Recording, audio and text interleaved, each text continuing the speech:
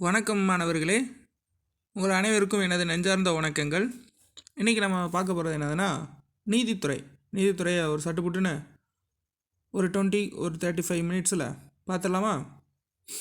இன்றைக்கி நீதித்துறையில் பார்க்க போகிறது என்னதுன்னா நீதித்துறை தோற்றம், வளர்ச்சி, நீதித்துறையோடைய முக்கிய பங்கு, நீதித்துறையோட செயல்பாடு, அதனால் நாட்டுக்கு என்ன பெனிஃபிட்ஸுன்னு நம்ம பார்த்துடலாம். நீதித்துறை மக்களுக்கு ஒரு அட்வைஸ் கொடுக்கறது மட்டும் இல்லாமல் நாட்டினுடைய முக்கிய பங்குகள், அதாவது நாட்டுக்கு தேவையான நீதி எல்லா தரப்பினருக்கும் சமமாய் போய் சேர வேண்டிய ஒரு மிகப்பெரிய அதிகாரத்தை கொண்டுள்ளது. இதில் நீதித்துறையில் சென்ட்ரலாக இருக்கட்டும், இல்லை ஸ்டேட் கவர்மெண்டில் ஆளக்கூடிய உயர் நீதிமன்றமாக இருக்கட்டும், எதுவானாலும் சரி, தொடர்ந்து மக்களுக்கு அது நல்லதொரு சரிக்கு சமமாக நீதியை வழங்கணுன்றதான் முக்கியமேவும். அதில் ஃபஸ்ட்டு நம்ம பார்க்க போகிறது என்னதுன்னா, பண்டைய காலத்தில் எப்படி நீதிமன்றம்லாம் இருந்துச்சு, அதுக்குள்ளான பேர் என்னென்ன அப்படின்னு ஒரு ஷார்ட்டாக பார்த்துடலாம். இப்போது அந்த காலத்தில், ராஜாக்கள் காலத்தில் நீதிமன்றங்களை பற்றி சொல்லக்கூடிய சில நூல்கள் இருந்தது. அதை நோட் பண்ணிக்கோங்க. ஸ்மிருதி இலக்கியங்கள், பண்டைய காலத்தில் ஒரு 4 இலக்கியம் சொல்லப்பட்டிருக்கு. இது 3 இலக்கியம். ஒன்று மனுஸ்மிருதி, நாரத ஸ்மிருதி, யாக்வலஞ்சிய ஸ்மிருதி. இந்த ஸ்மிருதி அப்படின்னாவே நீதின்னு அர்த்தம்.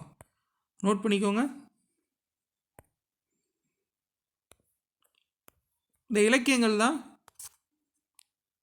அந்த காலத்தில், ராஜாக்கள் காலத்தில் நீதிமன்றங்கள் எப்படி செயல்படுச்சு, நீதி எப்படி வழங்கப்பட்டது அப்படின்னு சொல்லப்படுது. அந்த காலத்தில் நீதி எப்படி சொல்லுவாங்கன்னா, 2 பக்கமும் வழக்குகளை கேட்டுட்டு சட்டத்தின்படியும் இறையாண்மைப்படியும், அது மட்டும் இல்லை தர்மத்தின் அடிப்படையில் என்ன செய்வாங்க, நீதி வழங்குவாங்க.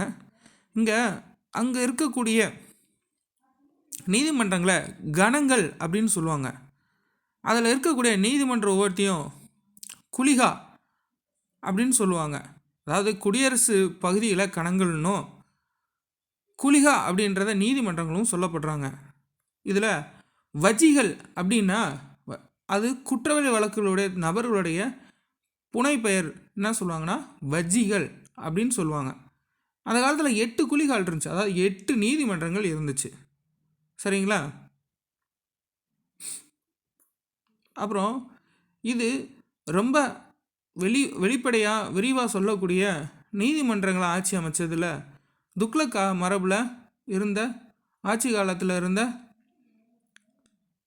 அரசர்கள் நீதியை ரொம்ப சரியான முறையில் வழங்கியிருக்கிறாங்க. அதாவது சில சட்ட திட்டங்களை வகுத்துருக்கிறாங்க.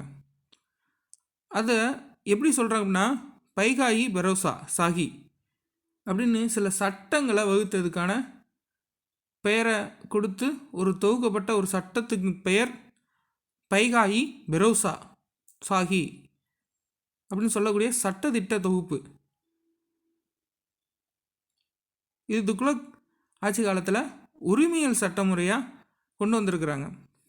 அடுத்து இந்த சட்டத்தில் நடைமுறையை பற்றி சொல்லது மட்டும் இல்லாமல் அரபு மொழியில் எழுதப்பட்டிருந்தது.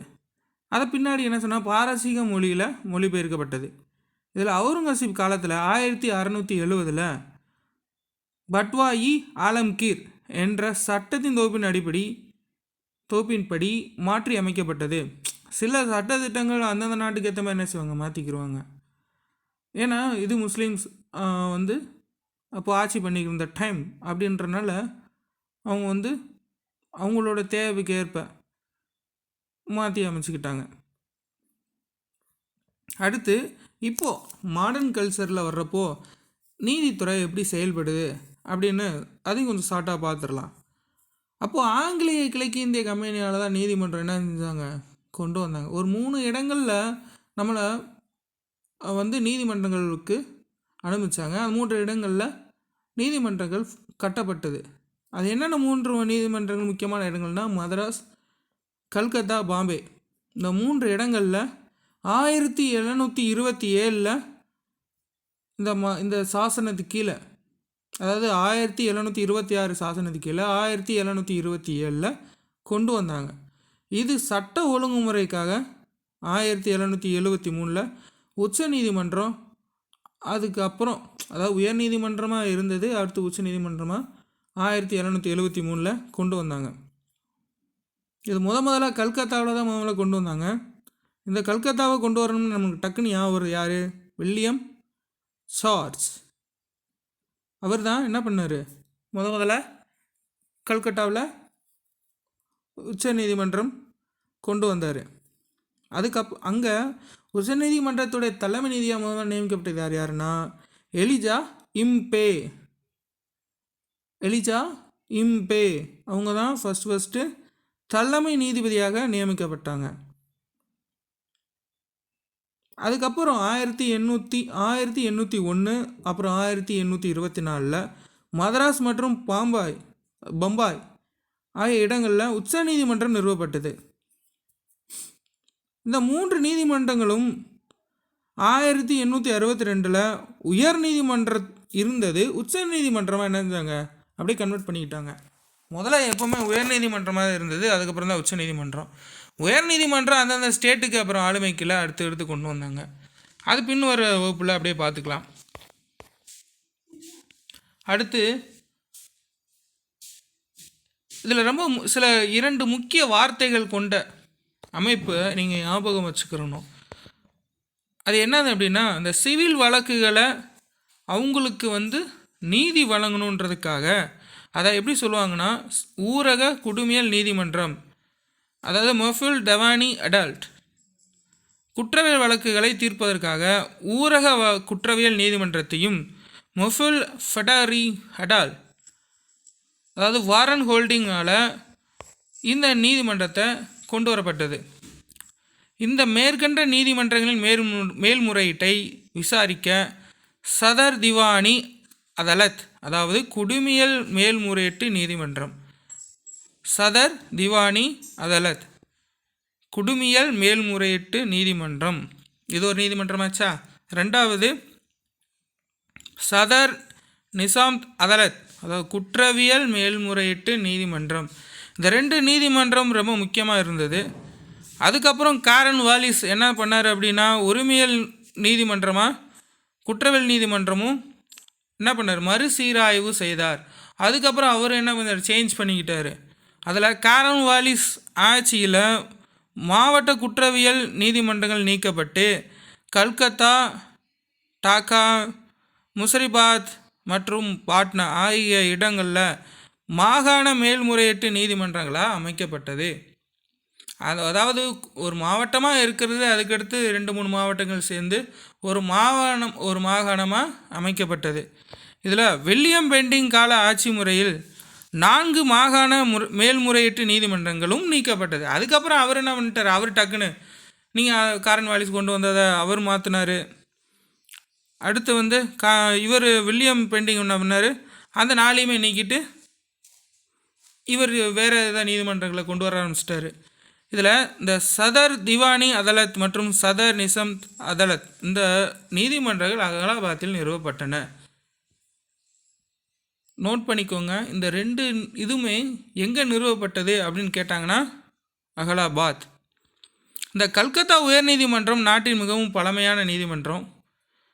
1862 இது நிறுவப்பட்டது. அதே சமயம் அகலாபாத் உயர்நீதிமன்றமும் அந்நாட்டில் மிகப்பெரிய நீதிமன்றமாகும்.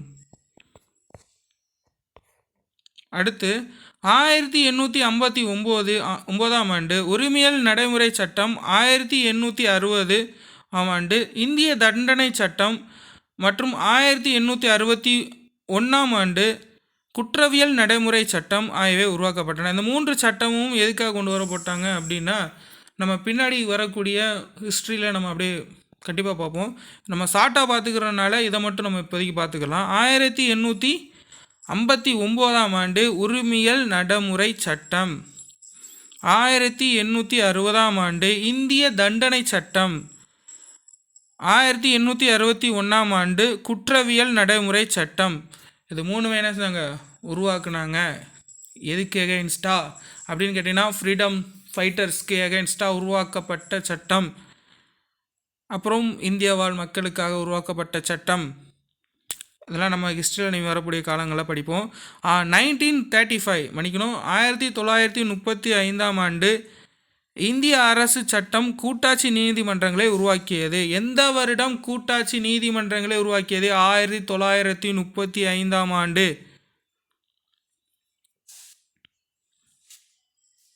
இந்திய அரசு சட்டம் கூட்டாட்சி நீதிமன்றங்களை உருவாக்கியது. இந்த இறுதி மேல்முறையீட்டு நீதிமன்றம் இது கிடையவே கிடையாது.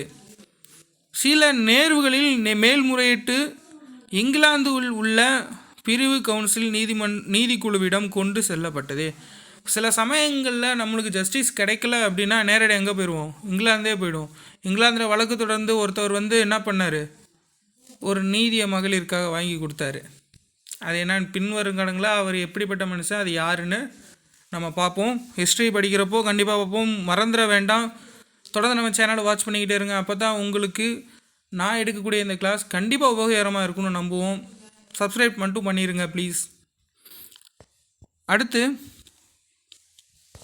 1949 பிரிவு கவுன்சில் நீதி வரையறை ஒழிப்பு சட்டத்தின் மூலம் பிரிவு கவுன்சில் நீதி வரையறை நீக்கப்பட்டது. சிலது தேவைப்படும், சிலது தேவைப்படாது. அப்படின்றப்போ சில சட்டங்களை நம்ம எடுத்துக்கிறணும், சில சட்டங்களை என்ன செஞ்சுக்கணும், ரிமூவ் பண்ணிக்கிறணும். இப்போது இந்திய உச்சநீதிமன்றத்தின் 1950 ஜனவரி 28ஆம் நாள் தொடங்கப்பட்டது. எதற்காகனா உரிமைகளுக்காக தொடங்கப்பட்டது. குடியரசுக்காக, குடிமையல் உரிமைக்காக தொடங்கப்பட்டது. சிவிலைசேஷன் சட்டத்தின் அடிப்படையில் தொடங்கப்பட்ட அந்த உச்சநீதிமன்றம் பல சிவில் வழக்குகளை மேற்கொண்டிருக்கு. மனிதனுக்காக எந்த அடிப்படை உரிமைகள் கடமைகள் அப்படின்ற வர்றப்போ இதெல்லாம் ரைட்ஸு, இதெல்லாம் நீங்கள் கண்டிப்பாக பண்ணி ஆகணும், இது நாட்டுக்காக பண்ணி ஆகணும், இது நாட்டு மக்களுக்கு உண்டானது அப்படின்னு சொல்லக்கூடிய அந்த சிவில் சர்வீஸு சட்டம் கொண்டு வருவதற்காகவே, மனிதர்கள் எளிமையாக அது கிடைக்கப்படணுன்றதுக்காகவே உச்சநீதிமன்றம் 1950 கொண்டு வந்தாங்க. அடுத்து இப்போது நீதித்துறையில் சில அரசியலமைப்பு சட்டம் என்னென்னு பார்த்துலாமா? என்னென்ன அப்படின்னு கேட்டிங்கன்னா, நீதி உரிய இடத்தை அங்கீகரிக்கக்கூடிய காலத்தில் ஆங்கிலேயரால் ஆட்சி காலத்தில் கொண்டு வரப்பட்டது தான் இந்த நீதிமன்றங்கள். இதில் இந்தியர்களுக்கென தனி சட்டமோ நீதிமன்றமோ எப்போவுமே கிடையாது. அவர்கள் கொண்டு வந்தாங்க, அப்படியே நம்ம என்ன செஞ்சுக்கிட்டோம், ஃபாலோ பண்ணிக்கிட்டோம்.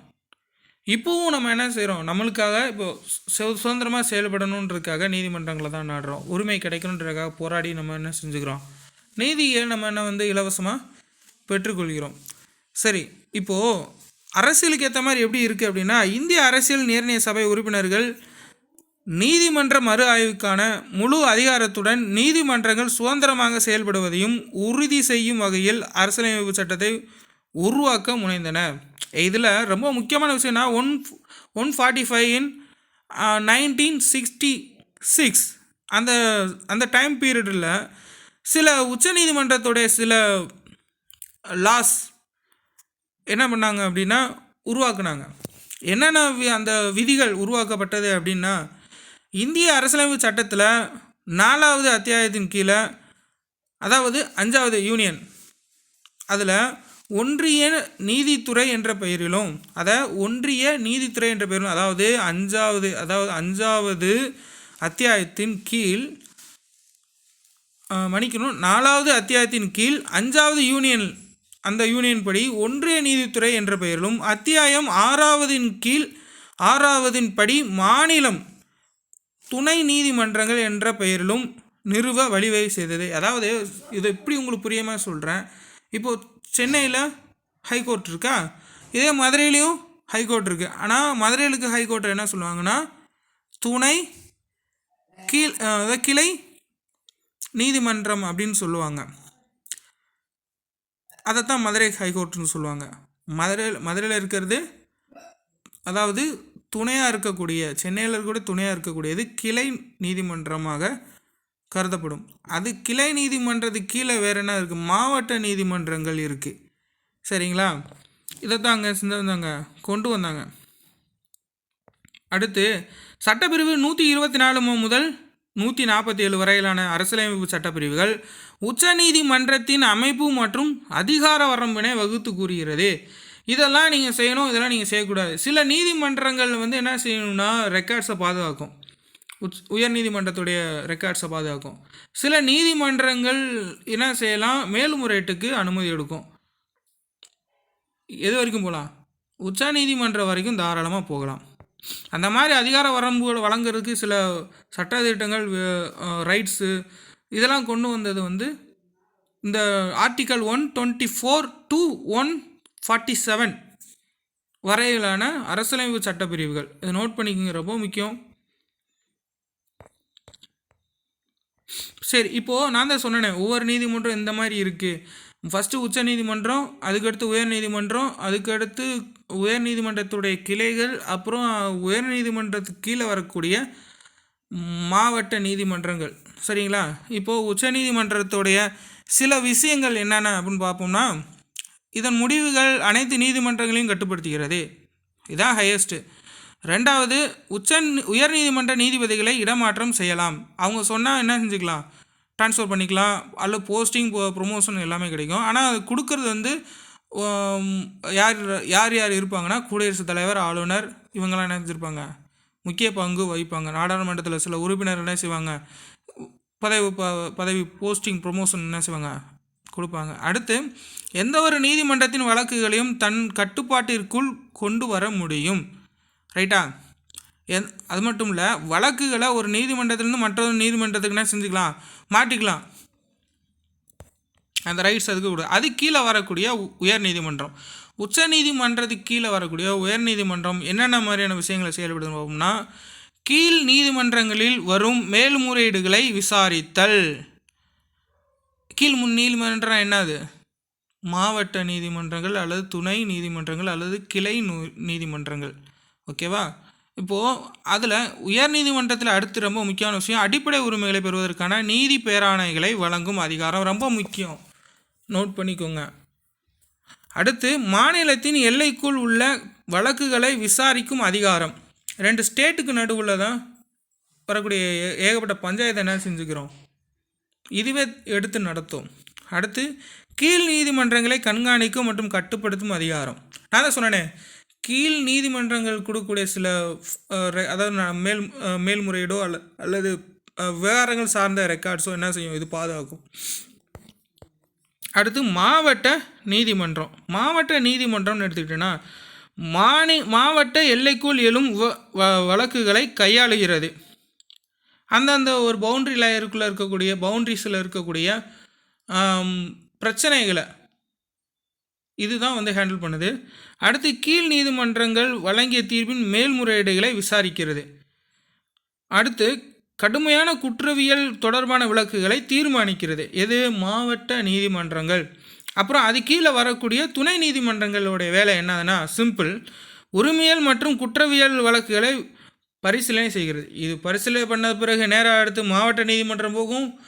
மாவட்ட நீதிமன்றமும் ஒரு தீர்ப்பு கொடுக்கும். அதுக்கப்புறம் அதை மேல்முறையீடு செய்கிறதுக்கு அனுமதிக்கும். எங்கே, உயர் நீதிமன்றத்துக்கு. உயர் நீதிமன்றம் போனால் அங்கே வழக்குகள் விசாரிக்கப்படும். அதுக்கு விசாரித்ததுக்கு அப்புறம் என்ன செய்யும், தண்டனை என்னவோ தீர்ப்பு என்னவோ அதை கொடுத்துரும். அதுக்கப்புறம் அதுவும் முடியலையா, அந்த வழக்கில் உங்களுக்கு சமாதானம் இல்லையா, ஓகே ஏற்புடையதா இல்லை அப்படின்னா அடுத்து என்ன செய்வீங்க, உச்சநீதிமன்றம் போவாங்க. சிவில் சர்வீஸில் அதிகமாக இந்த ஸ்டெப்ஸை பற்றி நம்ம கண்டிப்பாக தெரிஞ்சுக்கிறணும். நம்ம சாதாரண மனிதனாக இருக்கும்போதே நம்ம இதெல்லாம் என்ன செஞ்சிடணும், கற்றுக்கிறணும். நம்மளுக்கு என்னென்ன ரைட்ஸ் இருக்குது, என்னென்ன நம்ம தெரிஞ்சுக்கிறணும். நம்ம நாட்டுக்கு மட்டும் இல்லை, நம்ம வீட்டுக்கும் என்னென்ன ரைட்ஸ் இருக்குது அப்படின்னு தெரிஞ்சுக்கணும். நீங்கள் பெண்களுக்கு சொத்தில் சம உரிமை உண்டு, இந்த விஷயம் நம்ம தெரிஞ்சுக்கணும். எந்த சட்டத்தின் அடிப்படையில் அதை நம்ம தெரிஞ்சுக்கிறணும். ரொம்ப ரொம்ப ஆழமாக படிக்கணும். நம்ம இணைஞ்சு படித்தோம்னா நம்மளுக்கு எதாக இருந்தாலும் மனசில் நிற்கும். தொடர்ந்து படிங்க, ஓகே. அடுத்து, நீதித்துறை. அதில் இந்த ரொம்ப முக்கியமான விஷயம், இந்த மாவட்ட நீதிமன்றங்களில் மாவட்ட அளவிலான சிவில் வழக்குகளை விசாரிக்கும் நீதிமன்றங்கள் மாவட்ட நீதிமன்றங்கள் என அழைக்கப்படுகின்றன. அந்த ரேஞ்சுக்குள்ளே நடக்கக்கூடிய சிவில் வழக்குகளை இது ஃபஸ்ட்டு எடுத்து விசாரிக்கும். அடுத்து, அமர்வு நீதிமன்றம்னா என்ன, இந்த நீதிமன்றங்களோட டைப்ஸ் தான் இப்போ பார்த்துட்டு இருக்கிறோம். இதில் அமர்வு நீதிமன்றங்கள் என்ன அப்படின்னா, குற்றவியல் வழக்குகளை விசாரிக்கும் நீதிமன்றங்கள் அமர்வு நீதிமன்றங்கள் என்று அழைக்கப்படுகின்றன. அடுத்து பஞ்சாயத்து நீதிமன்றங்கள். இதில் கிராம அளவான உரிமைகள் அப்புறம் குற்றவியல் வழக்குகளை பஞ்சாயத்து நீதிமன்றங்கள் கையாளுகிறது. அடுத்து வருவாய் நீதிமன்றங்கள். வருவாய் நீதிமன்றங்கள் சில நில ஆவணங்கள் தொடர்பான வழக்குகளை விசாரிக்கிறது. இது நில வருவாயை நிர்ணயம் செய்து நில உரிமையாளர்களிடமிருந்து அதனை வசூல் செய்கிறது. அடுத்து லோக் அதாலத், அதாவது நீதிமன்றங்கள், மக்கள் நீதிமன்றங்கள். அதாவது விரைவான நீதியை வழங்க லோக் அதாலத் அமைக்கப்பட்டது. இது மக்கள் முன்னிலையில் மக்கள் பேசும் மொழியிலேயே பிரச்சனையை விசாரித்து தீர்வு காண்கிறது. ஒரு ஓய்வு பெற்ற நீதிபதி, ஒரு சமூக பணியாளர், ஒரு வழக்கறிஞர் ஆகிய 3 நபர்கள் கொண்ட அமர்வு இதற்கு தலைமை வகிக்கும். அடுத்து வழக்கறிஞர்கள் இல்லாமல் வழக்குகள் முன்வைக்கப்படுகின்றன. இவங்க அட்வொகேட்டே என்ன செய்ய வேண்டிய அவசியம் இல்லை, இதில் இன்வால்வ் பண்ண வேண்டிய அவசியமே இல்லை. இதில் லோக் அதாலத்தில்.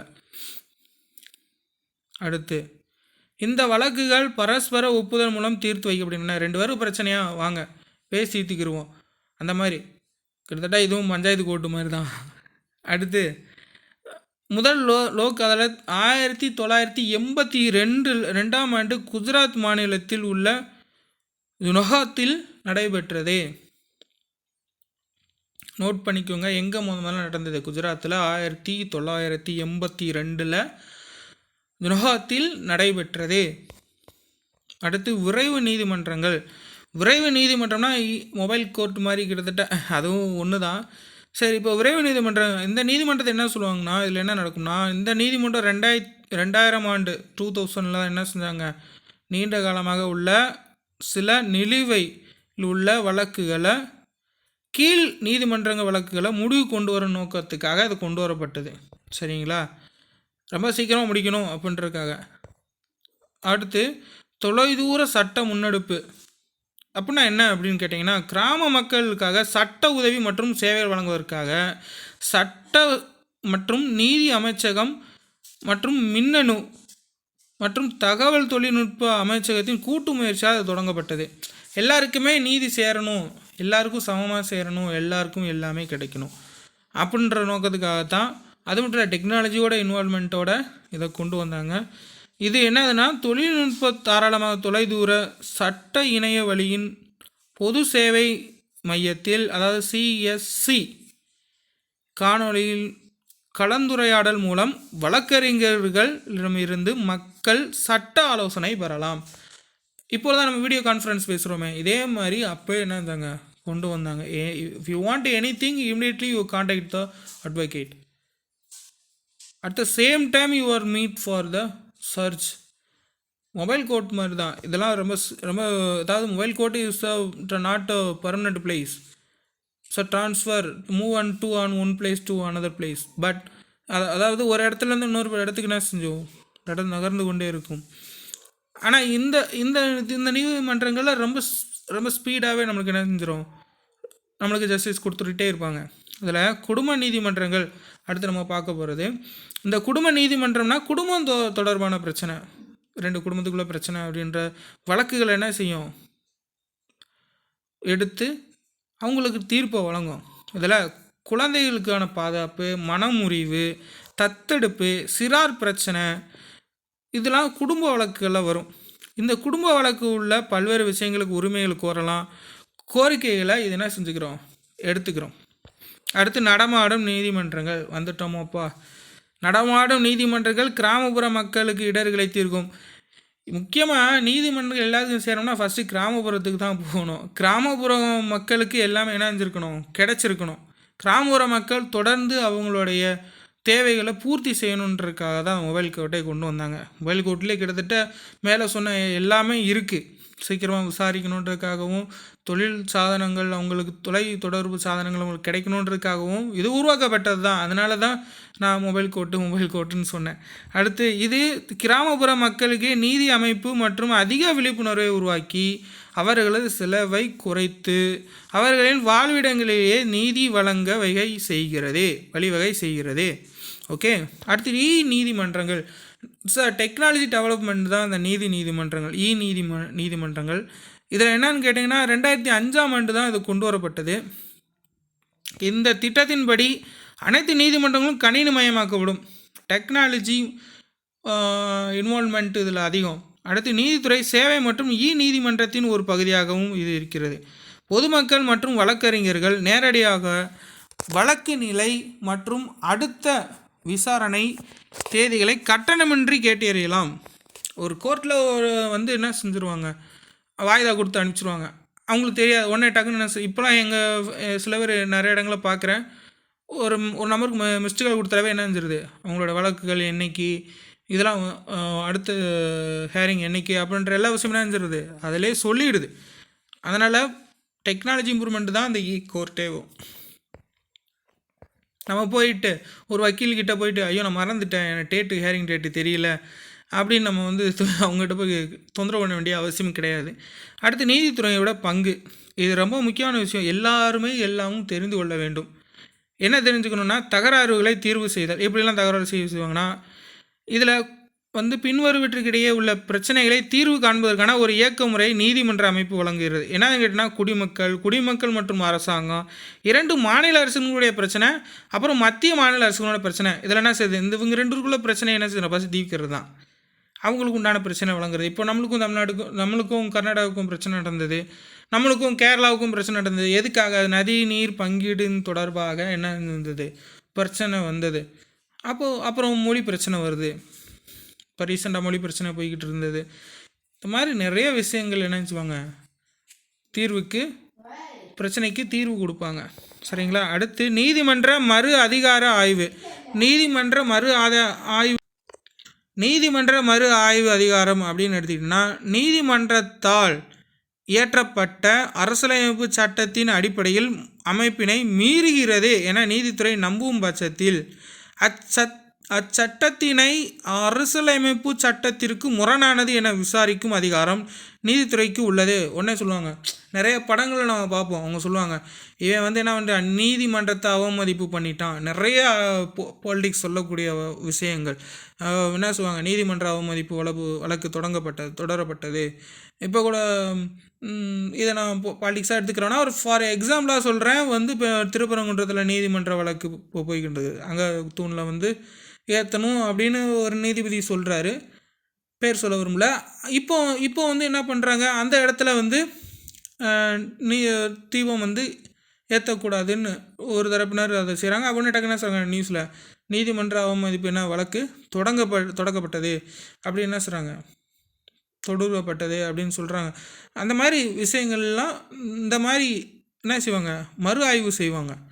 எப்பா நான் கொடுத்த வழக்கு சரிதானா, நான் கொடுத்த தீர்ப்பு சரிதானா அப்படின்னு 2 பேருக்கு என்ன சொல்லுங்க, 2 பக்கமும் பார்ப்பாங்க.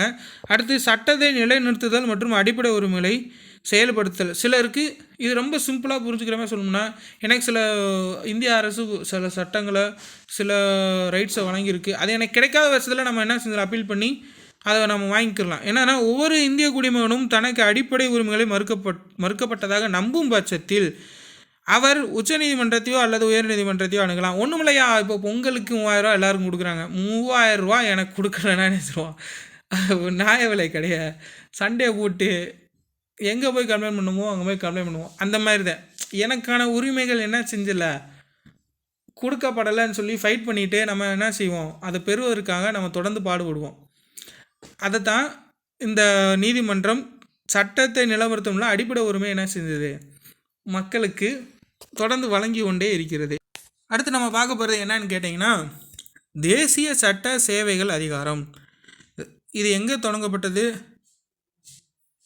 இது எப்போ தொடங்கப்பட்டது அப்படின்னா 1987 இந்த சட்ட சேவைகள் அதிகாரம் நலிந்த மக்களுக்கு இலவசமாக கிடைக்குன்றதுக்காக தான் இது தொடங்கப்பட்டது.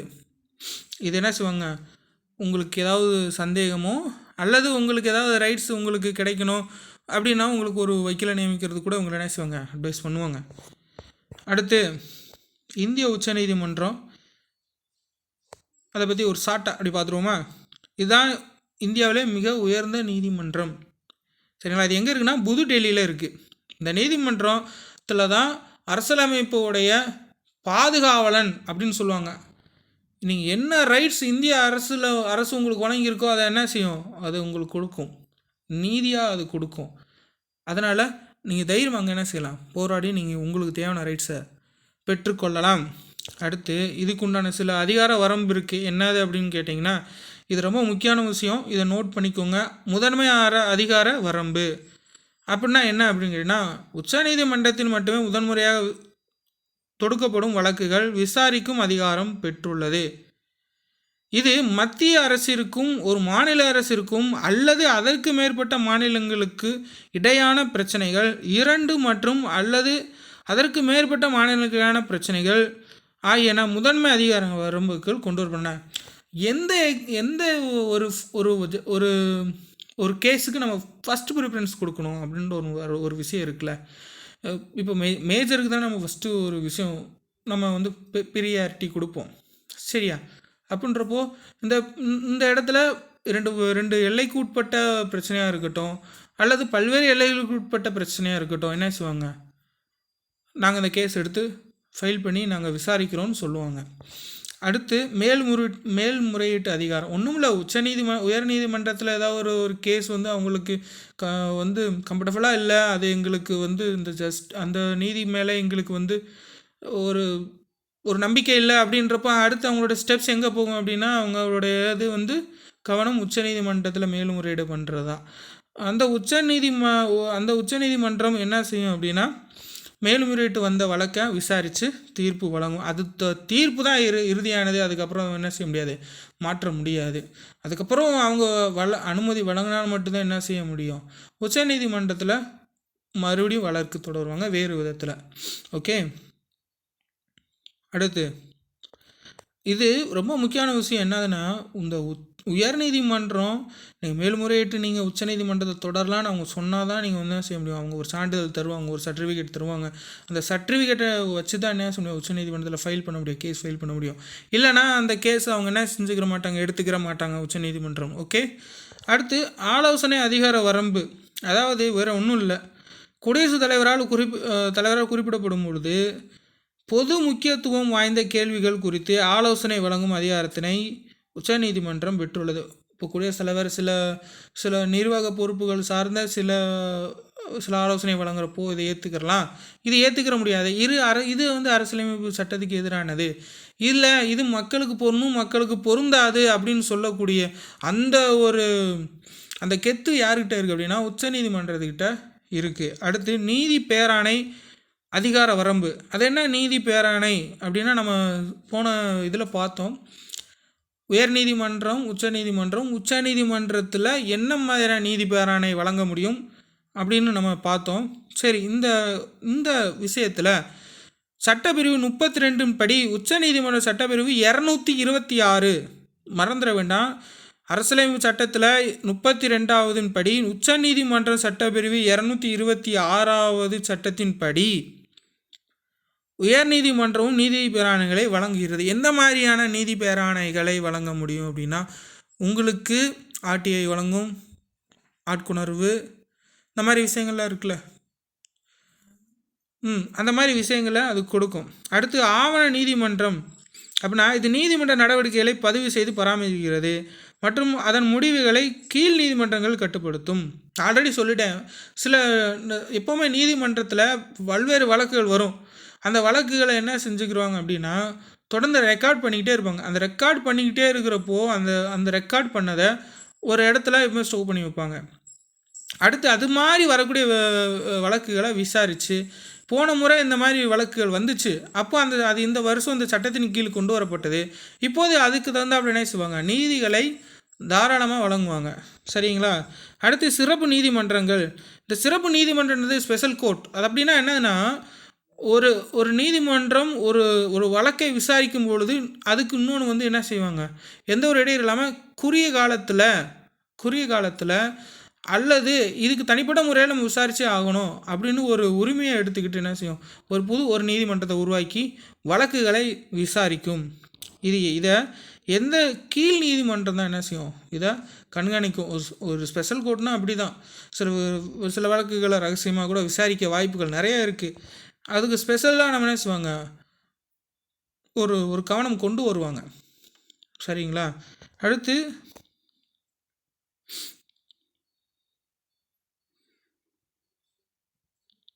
உயர் நீதிமன்றம் பார்ப்போமா? உயர் நீதிமன்றம் இதுதான் இது மாநிலங்களிடையே மிகவும் உயர்ந்த அதிகாரங்களை கொண்டுள்ள நீதிமன்றம். மறந்துடாதீங்க, மாநிலங்களுக்கிடையே அல்லது மாநிலத்திலேயே உயர்ந்த அதிகாரம் கொண்ட அமைப்பு நீதிமன்றம், உயர் நீதிமன்றம். ஓகே, இது 2 அல்லது 3 மாநிலங்கள் என்ன செஞ்சுக்கிறோம், கவர் பண்ணியிருக்கோம். 2 மாநிலத்துக்கு என்ன செய்யும், பொதுவானதாக இருக்கும். அல்லது 3 மாநிலத்துக்கு என்ன செய்யும், பொதுவாக இருக்கும். அல்லது ஒரே ஒரு மாநிலத்துக்கு என்ன செய்யும், அது ஒன்று மட்டும்தான் இருக்கும். சரிங்களா? இப்போ எடுத்துக்காட்டாக என்ன அப்படின்னா, இப்போ உதாரணத்துக்கு ஒரு 3 மாநிலம் சொல்கிறேன். உதாரணத்துக்கு இல்லை, இது அங்கே தான் இருக்குது. பஞ்சாப், ஹரியானா, சத்தீஸ்கர், இது 3த்துக்குமே ஒரே நீதிமன்றம், ஒரே பொதுவான நீதிமன்றம். அடுத்து இந்த உயர் நீதிமன்றம் தனக்கென முதன்மை அதிகார வரம்பு, மேல்முறையீட்டு அதிகார வரம்பு, நீதி பேராணை வழங்கு அதிகார வரம்பு ஆகிய வரம்புகளை இது பெற்றிருக்கு. இதுவும் அதே மாதிரி தான். இது மாநிலங்களில் உயர் நீதிமன்றத்தின் கீழ் துணை நீதிமன்றங்கள் உள்ளன. நான் சொன்னேன்ல, இப்போது சென்னை ஹைகோர்ட் இருக்குன்னா அடுத்து சென்னை ஹைகோர்ட்டுடைய கிளை எங்கே இருக்குது, மதுரை கோர்ட்டு. சரிங்களா? அந்த மாதிரி. அடுத்து நீதித்துறையின் சுதந்திரமான மற்றும் நடுநிலைமை செயல்பாடு. நீதித்துறைனா நடுநிலைமை தான். நீதித்துறைனா நடுநிலைமை தான். நீதித்துறை வழங்கக்கூடிய தீர்ப்போ அல்லது உரிமை சார்ந்த எந்த ஒரு வழக்கோடும் சமநிலையோட தான் பார்க்கும். இது அவங்க தனிப்பட்ட முறையில் என்ன செய்ய மாட்டாங்க. அவன் ஒரு நீதிபதியாக இருக்கிறவர், இவர் எனக்கு தெரிஞ்சவர், இவர் எனக்கு தெரியாதவர், அவன் எனக்கு சண்டை ஓட்டவே சண்டைக்காரன் இல்லை அப்படிலாம் பார்க்காது. எல்லாருக்கும் சமமாக தான் எடுத்து விடுவாங்க. நீதிபதி தன்னுடைய சீட்டில் உட்காந்தா அவருக்கு தேவை நேர்மையான முறையில் சமமாகவும் எல்லாருக்கும் பங்கிட்டு வழங்கக்கூடிய நீதியாக தான் இருக்குமே தவிர, தனக்குன்னு ஒரு விஷயத்தை தான் சுதந்திரம் அடிப்படையில் தன்னுடைய இதுக்காக, அதாவது சுயநலமாக என்ன செய்யாது, முடிவெடுக்காது. இதில் சரி, இப்போது இந்த விஷயத்தை நம்ம பார்த்துட்டோம் அப்படின்னா, எப்படிலாம் நடுநிலைமையாக நாட்டுக்கிடையே செயல்படும் அப்படின்னா, அரசியலமைப்பு சட்டத்தை உருவாக்கியவர்கள் இந்திய நீதித்துறையின் சுதந்திரம் மற்றும் நடுநிலைமைத்தன்மையுடன் நிறுவினர். எப்படி நிரூபிக்கிறாங்கன்னா, நியாயமான நீதி கிடைப்பதற்கு நீதித்துறையின் சுதந்திரம் மிகவும் முக்கியம். ஆல்ரெடி சொல்லிட்டேன், freedom is very important. And same time India போன்ற மக்களாட்சி நாடுகளில் நீதித்துறை குடிமக்களின் உரிமைகளின் பாதுகாவலனாக உள்ளது. நம் நாட்டின் எவ்வகையான நீதித்துறை செயல்பட வேண்டும் என்பதை கருத்தில் கொண்டு அரசியலமைப்பை உருவாக்கியவர்கள் நீதித்துறையை வடிவமைத்துள்ளனர். அரசியல் நிர்ணய சபை உறுப்பினர்களின் இவ்வெண்ணத்திற்கு டாக்டர் P.R. அம்பேத்கர் அவர்கள் பதில் அளித்தார். எப்படி பதில் அளிச்சிருக்காருன்னா, ரொம்ப முக்கியம், நிறைய கொஸ்டினில் கேட்டிருக்கிறாங்க, நிறைய வாட்டி கேட்டிருக்கிறாங்க. இந்த அம்பேத்கர் என்ன சொல்லியிருக்காரு அப்படின்னா, நமது நீதித்துறை நிர்வாகமிருந்து சுதந்திரமாக இருக்க வேண்டும், அதே வேளையில் திறமை மிக்கதாகவும் இருக்க வேண்டும் என்பதில் அவையில் மாறுபட்ட கருத்து இருக்க முடியாது. அவருக்கு ஒரு கருத்து, இவருக்கு ஒரு கருத்துலாம் இருக்கக்கூடாது. நீதி வழங்கக்கூடியவங்க என்ன செய்வாங்க, 2-3 நீதிபதிகள்லாம் சேர்ந்து என்ன செய்வாங்க, நீதி வழங்குறப்போ ஒரே மாதிரியான கருத்தாக தான் இருக்குமே தவிர, அவருக்கு பிடிச்ச மாதிரி இவருக்கு பிடிச்ச மாதிரி, இவருக்கு நல்லவர் அவர் கெட்டவர் அப்படின்னு என்ன செய்யக்கூடாது. அவங்க சுயநலமாக செயல்பட்டு அங்கே நீதி வழங்கக்கூடாதுன்றதை அவர் சொல்கிறாரு. மேலும் வினா என்னவென்றால், இந்த 2 நோக்கங்களையும் பாதுகாக்க முடியும் என்பதே ஆகும். எப்போவுமே என்ன செய்ய முடியும், சமமாக நடக்கணும். 2 பேருமே மனுஷங்க, 2 பேருமே 2 மாநிலங்களும் ரொம்ப முக்கியம் அப்படின்னு என்ன செய்யணும், யோசிச்சு முடியணும். அடுத்து திறன்மிக்க நீதித்துறை சுதந்திரமாகவும் பொறுப்புணர்வுடனும் இருக்க வேண்டும். நீதித்துறையின் சுதந்திரம் மற்றும் நீதிபதிகள் பாரபட்சமற்ற முறையில் சுதந்திரமாக செயல்படுவதை குறிப்பதாகும். எடுத்துக்காட்டாக, எந்த ஒரு வெளிப்புற செல்வாக்கிலிடமிருந்து விடுபடுதல். இந்த பக்கம் லஞ்சம் வாங்கிட்டு அங்கிட்டு போயிட்டு நீதி வழங்கினா விளங்கிடும். அதனால் என்ன செய்யக்கூடாது, நேர்மையாக இருக்கணும், லஞ்சம்லாம் வாங்கக்கூடாது. அடுத்து வழக்கு செயல்முறை. வழக்கு செயல்முறைன்னு எடுத்துக்கிட்டிங்கன்னா இந்தியாவில் 2 வகையான சட்டப்பிரிவுகள் உள்ளன. ஒன்று உரிமையல் சட்டம், இன்னொன்று வந்து குற்றவியல் சட்டம். எல்லாருமே தெரிஞ்சுக்கிறணும். என்ன தெரிஞ்சுக்கணும் அப்படின்னா உரிமையல் சட்டம், குற்றவியல் சட்டம், இது ரெண்டுமே எடுத்துக்கிட்டோம் அப்படின்னா ரெண்டுமே ஒரு மனிதனுக்கு அடிப்படை. சரி, இந்த உரிமையல் சட்டத்தில் என்னென்ன வரும்னு பார்த்தீங்கன்னா இது பணம், சொத்து மற்றும் சமூகம் தொடர்பான பிரச்சனைகளை கையாளுகிறது.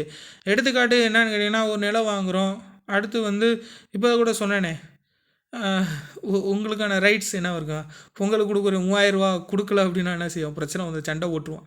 அந்த மாதிரி உதாரணத்துக்கு நான் சொல்கிறேன். இந்த மாதிரி உரிமைகளுக்காக நம்ம என்ன செய்யலாம், கேட்டு வரலாம். அதுமாதிரி குடும்பத்துக்குள்ளே ஒரு உரிமை இருக்குது அப்படின்னா என்ன செஞ்சிடலாம், கணவன் மனைவிக்குள்ளே ஒரு உரிமை பிரச்சனை இருக்குது, அல்லது 2 வீட்டுக்காரர்களோட உரிமை பிரச்சனை இருக்குது அப்படின்னா நினச்சிக்கலாம் வாங்கிக்கலாம். 2 மாநிலங்களுடைய உரிமை பிரச்சனை நினச்சிக்கலாம்.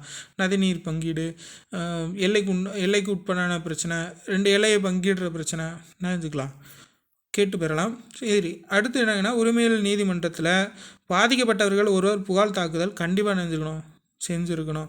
அடுத்து வந்து மனிதாரிடம் வந்து கோரிக்கையின்படி பணம் செலுத்துதலும்படியான தண்டனைகள் வழங்கப்படுகிறது. என்ன செஞ்சுருவாங்க, ஃபைன் கண்டிப்பாக வசூல் பண்ணுவாங்க. அடுத்து குற்றவியல் நீதிமன்றங்கள்னு எடுத்துக்கிட்டிங்கன்னா அடுத்து குற்றவியல் சட்டம் அப்படின்னு நம்ம பார்த்துக்கிட்டோம் அப்படின்னா குற்றவியல் என சட்டம் வரையறுக்கும் நடத்தைகள் மற்றும் செயல்களை இது விசாரிக்கிறது.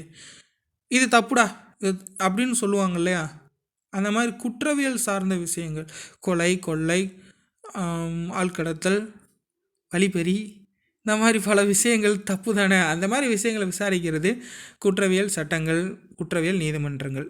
ஓகே, இது எஃப்ஐஆர் அப்படின்னா ஃபஸ்ட்டு இன்ஃபர்மேஷன் ரெக்கார்டுன்னு சொல்லுவாங்க. அதை மாதிரி தெரிஞ்சுக்கோங்க, இது நோட் பண்ணிக்கோங்க. இவங்க என்ன செய்வாங்க அப்படின்னா ஃபஸ்ட்டு அதை போலீஸ் ஸ்டேஷனில் ரெக்கார்ட் பண்ணிவிட்டு அதுக்கப்புறம் என்ன செய்வோம், நீதிமன்றத்தில் ஒப்படைப்பாங்க. அவங்க தான் என்ன செய்வாங்க, அந்த வழக்கை எடுத்து பதிவு பண்ணி விசாரிப்பாங்க.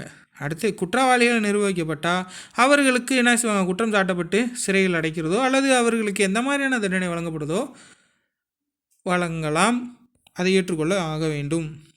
சரி, அடுத்து பொதுநல வழக்கு. பொதுநல வழக்கு என்னென்னா ரோட்டில் குண்டு குழியமாக இருக்குது, இந்த பாலம் சரியில்லை, எங்களுக்கு சரியாக தண்ணி கிடைக்கல, அடுத்து வந்து இந்த ஊருக்கு வந்து இந்த 2 ஊருக்குள்ளே இந்த மாதிரி இப்போ ஜாதி மத பிரச்சனை, அப்புறம் இந்த ஊருக்கு சரியான பேருந்து வசதி இல்லை, இந்த மாதிரி பல வழக்குகள் இருக்குது. அதாவது தனக்கு அப்படின்னு கேட்குறத விட என் ஊருக்கு இந்த மாதிரி ஒரு பிரச்சனை, என் ஊரில் இந்த ரோடு குண்டு குழியுமாக இருக்குது, என் ஊருக்கு வந்து தண்ணி கடந்த ஒரு 7 நாட்களாக வரலை, இந்த மாதிரி பல பிரச்சனைகள் வருதில்ல, பொதுவாக வருதில்ல, என் ஊருக்கு வந்து கழிப்பறை வசதியே இல்லை அப்படின்னு வருதில்ல, அந்த மாதிரி பொதுநலமாக யோசிக்கக்கூடிய பிரச்சனைகள் என்ன செய்யும், பொதுநல வழக்குகள்னு சொல்லுவாங்க. இந்த மாதிரி வழக்குகளுக்கு கண்டிப்பாக என்ன செய்யும், நீதிமன்றம் எடுத்து தாராளமாக விசாரித்து நீதி வழங்கும். அரசாங்கத்து மேலேயே நம்ம என்ன செஞ்சுக்கலாம், வழக்கு தொடரலாம். சரிங்களா, அந்த அளவுக்கு நீதித்துறை நம்ம நிச்சயமாக தெரிஞ்சுக்கிட்டே ஆகணும். நம்ம தொடர்ந்து என்ன செஞ்சாகணும், ரைட்ஸு நம்மளுக்கான உரிமைக்காக நிச்சயமாக போராடி ஆகணும் ஒவ்வொரு மனிதனும், மாணவ செல்வங்களே. அதனால் தொடர்ந்து படிக்கிறது மட்டும் இல்லை, வாழ்க்கையோடு இணைஞ்சு படிங்க. நிச்சயமாக வாழ்க்கையில் எல்லாமே வெற்றி தான், எல்லாமே உங்களுக்கு மனசுக்குள்ளே புரியும். சட்டத்திட்டங்களை மட்டும் நம்ம மனப்பாடம் பண்ணிட்டு விஷயத்தை அப்படியே மனசுக்குள்ள அப்படியே புரிஞ்சுக்கிட்டோம்னா எந்த கேள்விக்கும் டக்குன்னு பதில் அளிச்சுட்டு எக்ஸாமுக்கு ஒரு கையை பார்த்துட்டு போயிடலாம். சரிங்களா, ஓகே. மறக்காமல் இந்த வீடியோ உங்களுக்கு பிடிச்சிருந்தா லைக் பண்ணுங்கள், கமெண்ட் பண்ணுங்கள், மறக்காமல் நம்ம சேனலை சப்ஸ்கிரைப் பண்ணுங்கள். ஏன்னா நீங்கள் எனக்கு ஆதரவு கொடுத்தா தான் நான் தொடர்ந்து வந்து கிளாஸ் எடுப்பேன். உங்களுக்கு தேவையான விஷயங்கள்லாம் எப்படிலாம் நம்ம எக்ஸாமுக்கு ப்ரிப்பேர் ஆகணுன்ற விஷயத்தை கண்டிப்பாக சொல்லுவேன். So anyways, thank you very so much.